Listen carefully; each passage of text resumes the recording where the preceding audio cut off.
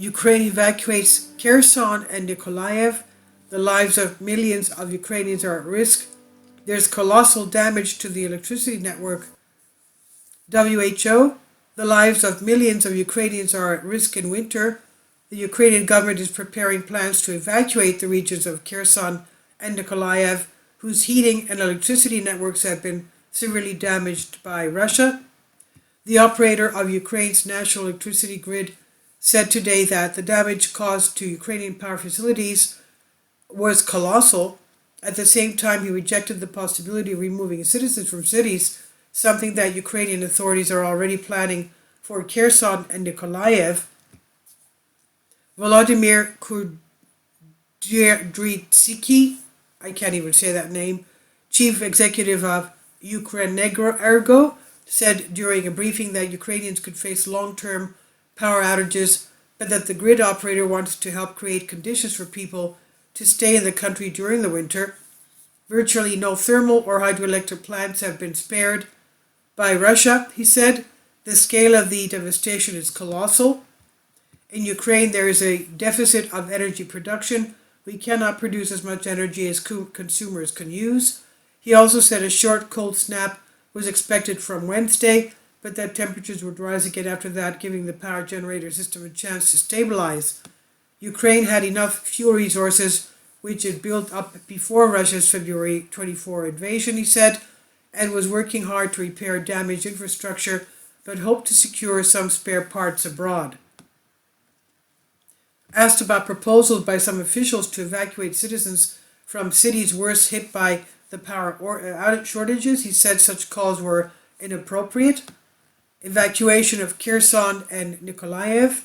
The Ukrainian government is preparing to help evacuate residents from two towns in Ukraine's south, where damaged electricity and heating infrastructures are raising fears of even a humanitarian crisis in the middle of winter. More specifically, the Ukrainian government is considering evacuating the regions of Kherson and Nikolaev, which are experiencing problems with electricity and heating as fears of a humanitarian crisis intensify as winter approaches. As Russia shelling of vital infrastructure continues, Ukrainian officials looking for ways to help citizens get through the winter, as obtaining basic necessities can become a struggle for survival. In Kherson, Ukrainian authorities say that for many residents, the only solution is to leave. With supplies of running water, heat, electricity in short supply in the city, Ukrainian's Deputy Prime Minister Irina Vereshchuk said that in coming days the government would begin helping those who wish to leave, but stressed that residents would decide for themselves if they want to do so.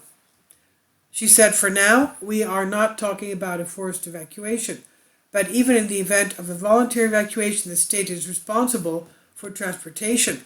People must be led somewhere to spend the winter, obviously.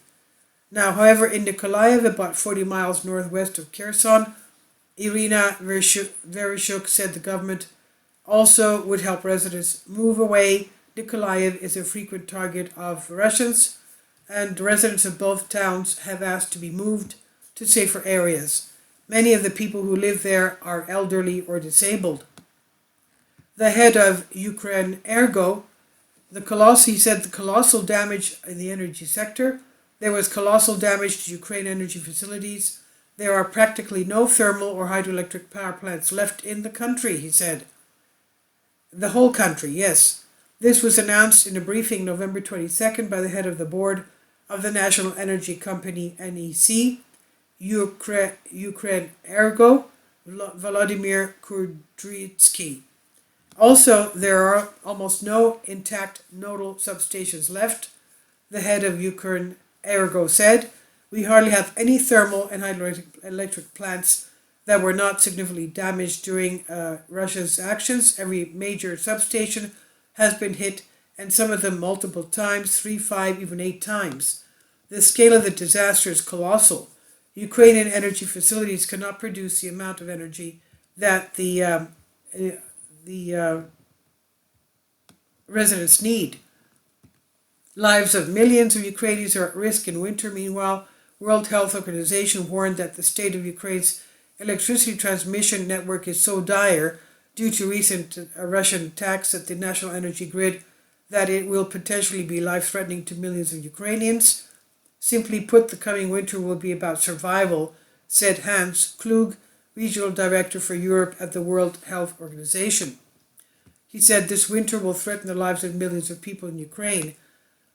The last major wave occurred Tuesday, continued intermittent over the weekend, already having negative impact on health system and people's health. Continued attacks on health and energy infrastructure mean hundreds of hospitals and healthcare facilities are no longer fully operational. He said we expect 2 to 3 million more people to flee their homes in the coming months in search of warmth and safety. Where are they going to find it, these poor people? Now, you can imagine that's like 2 or 3 million in Kiev, 2 or 3 million here in Kherson. That's 6 million people. More, I would say. He said the whole country has problems with energy. Not only energy, but water as well. How can these people, what do they have to eat? Now, millions of Ukrainian households are already without electricity, while the temperature has started to drop, and the first snows have appeared in Kiev, the capital of Ukraine. Politico reported last week the Ukrainian government sent a memo to congressional leaders in which it says the Ukrainian government is warning Western allies that it expects new increased Russian attacks on energy infrastructure in coming days. They also elaborated that Ukrainian officials have in recent days asked American counterparts and more than a half dozen European countries for help and support in the face of a prolonged period in which the country will have problems with electricity and natural gas. I mean, even Europe doesn't have enough electricity and natural gas. How are they supposed to supply Ukraine? You tell me about that. You know that people in Greece where I live, they're being taken out of their homes. They can't pay their mortgage. And they're being forced out of the police are coming and literally knocking down their doors to get these people onto the street. Now, whether they have mortgage, on their home or whether they're paying rent, they're literally carried out onto the street. That's the situation. And it's not just here, I would venture to say in most European countries. There's a problem, we have problem with energy, problem paying for our food, people losing their jobs, things are getting so expensive, it's just we don't know, we don't want to see our bills every month. So how can Ukraine expect Europe, which is in dire straits, supply Ukraine with energy now? I mean, that's there must be some kind of a parable for that.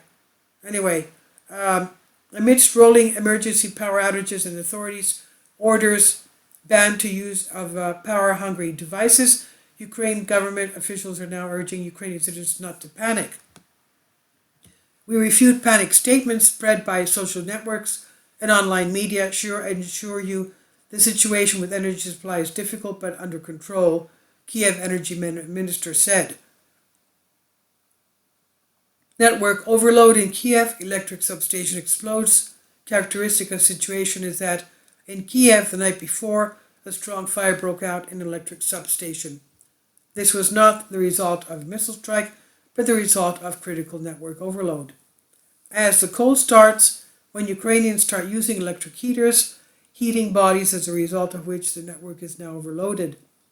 And according to Ukrenergo, today, like yesterday, from midnight to midnight, there will be planned power outages in all regions of Ukraine.